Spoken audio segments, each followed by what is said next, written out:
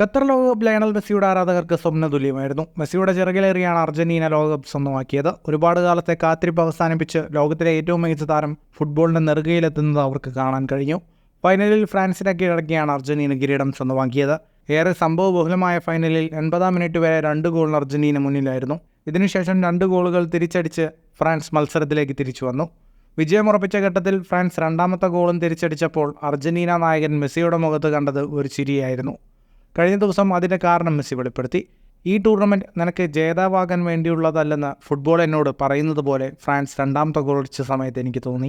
2014 സംഭവിച്ചത് അതുപോലെ തന്നെ ആവർത്തിക്കുമെന്ന് ഭയപ്പെട്ടു. വളരെയധികം വിഷമമുള്ള അവസ്ഥയായിരുന്നു അത്. എന്നാൽ എൻ്റെ ഉള്ളിലിരുന്ന് എഴുന്നേൽക്കു വിഡ്ഢി, ഇത് നിൻ്റെ മാത്രം സ്വപ്നമല്ല, ഈ ലോകത്തിൻ്റെ കൂടി സ്വപ്നമാണ് എന്നാരോ പറയുന്നത് പോലെ തോന്നി.